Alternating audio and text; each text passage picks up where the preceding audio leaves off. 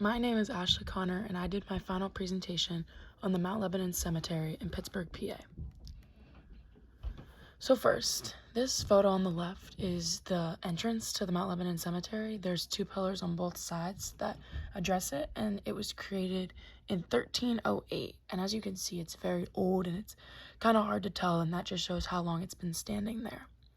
So this cemetery is very close to my house. It's probably about a 5-minute drive uptown, and it's an area where I grew up, and I've never really ever actually gone inside of it, and that's why I chose it, because I wanted to learn more about this cemetery, as it is very significant to my hometown. I visited this cemetery on the weekend of July 22nd, and I stayed for roughly about an hour and a half, as I'd never been to it, and the only cemetery I'd ever been to was the one where my grandpa is buried in New Jersey. It was really neat to walk around inside of here. And before this class, I had never really even thought about going into the cemetery or anything like that. I'd always just walking by it and never really knew the information that it held within it. So this quote I found from Enclosing Their Immortal Souls by Christina Brooks is: the intentionally placed above-ground material culture found throughout the cemetery, as well as the overall cemetery landscape, is essential to the interpretation and understanding of African American culture systems, as this material, recognized in its temporal, geographical, and spatial context, defines beliefs about death and the community as a whole. So the information stored within the cemeteries about the past gives these cemeteries such high value, as they aren't just a place where people go to get buried and are forgotten about. Cemeteries are opportunities for the community to rediscover its rich African American history and to appreciate more fully the historical value of the land where these people lay to rest. This photo on the left is inside the cemetery, and it just shows the unique landscape and the walkway to this particular almost like mausoleum tombstone area, which was really unique to me. So what does the landscape really look like? It's pretty urban. I'm about probably 10 minutes from downtown Pittsburgh. It's on our main street. We have an uptown street, and this is right on it, right next to all the shops and police station and everything. And it's a fairly large cemetery. There are definitely a lot of tombstones, as you can see in the bottom left corner. It doesn't have much structure to me as I look at it. There are a lot of tombstones, and some are in line, some are more scattered placed like the upper photo, but the variety within it makes it a very unique cemetery that I really enjoyed walking through. There is a mausoleum, as the upper left photo shows, but I didn't see any other buildings within the cemetery grounds.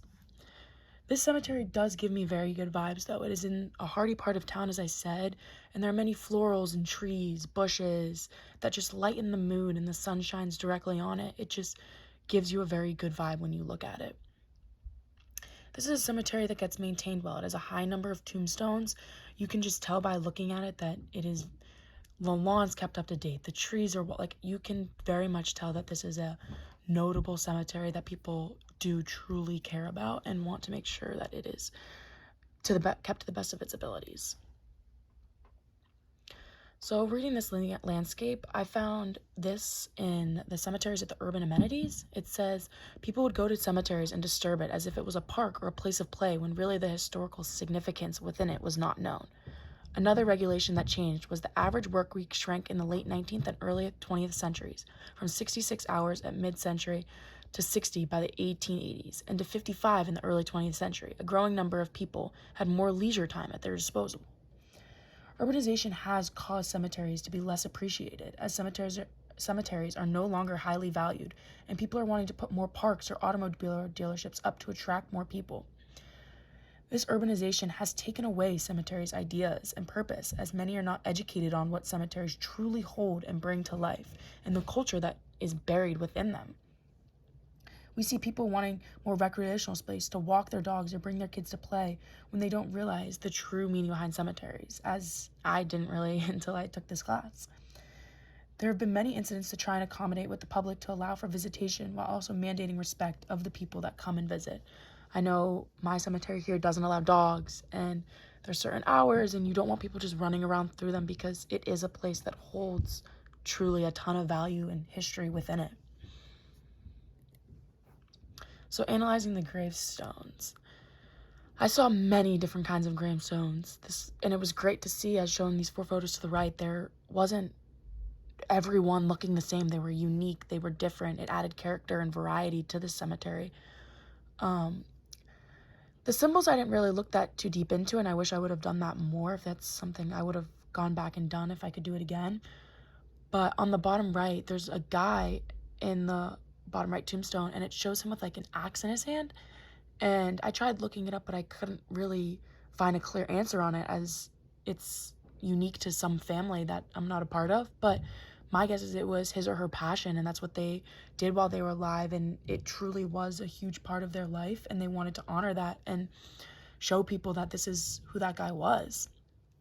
I also saw a lot of flowers and hedges around a lot of the tombstones actually, and it really shows people caring about who's there and honoring the dead and showing their importance to them, as they're not here, but they still are carried with us every single day.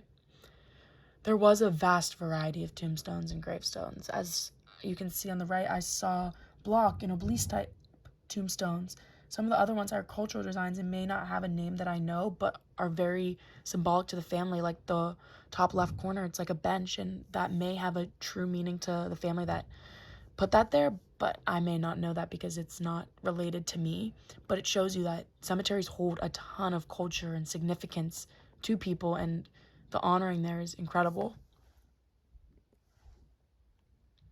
So my experience, I actually went with my mom and my dog. We went on the July 22nd, and me and my mom walk to Uptown Coffee, which is a restaurant up there, almost every Sunday. And we've never stopped at the cemetery before this time, which was awesome, and I'm very glad we did. And we saw a couple people walking around it. It was pretty early in the morning, but there were definitely people walking around, maybe just taking a brisk walk.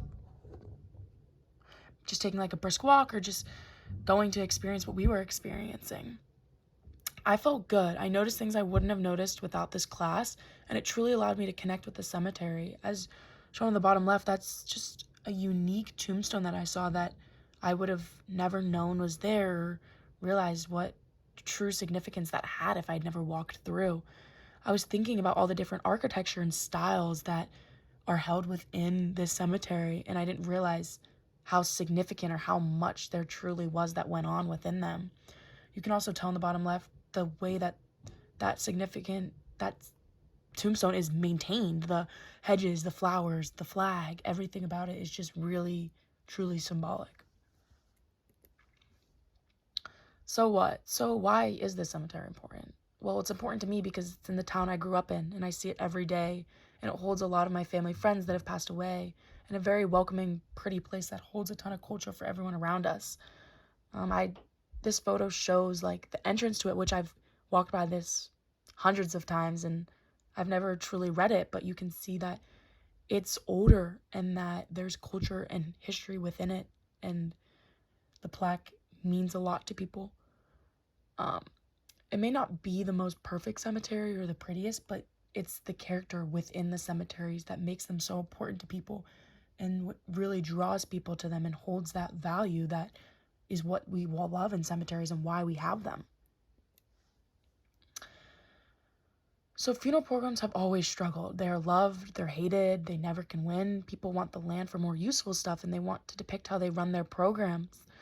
We see this all throughout history. We've seen this in 60 years ago with African Americans and people wanting to get rid of them and thinking that they're not as valued as whites or others. And we see that same thing happening today as cemeteries are getting destroyed and the cost of everything is skyrocketing.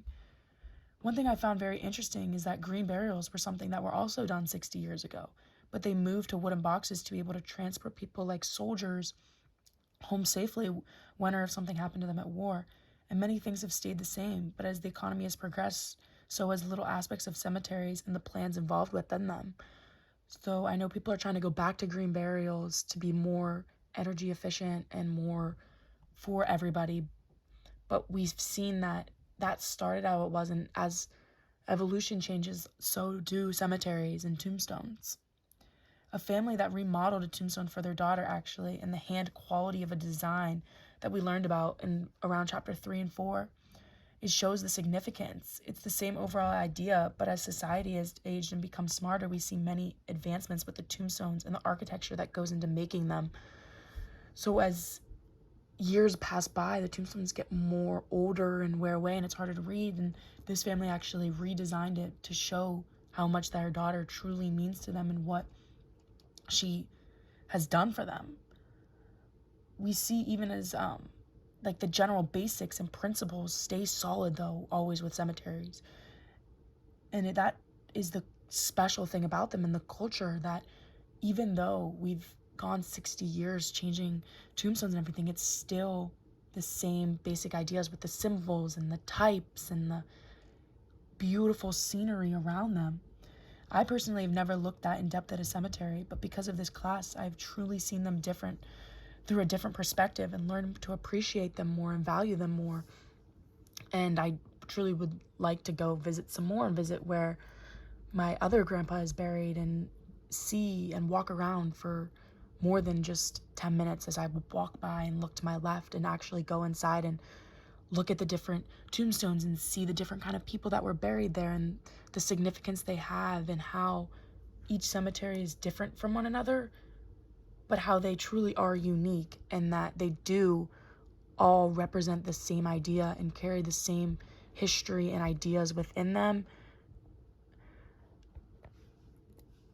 This is my bibliography. These were the 2 citations that I had that I used throughout my final project, but that's pretty much it then.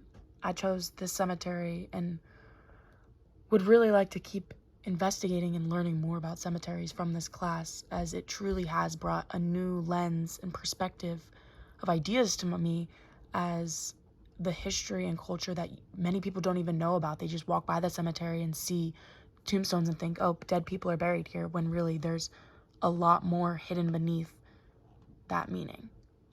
Thank you.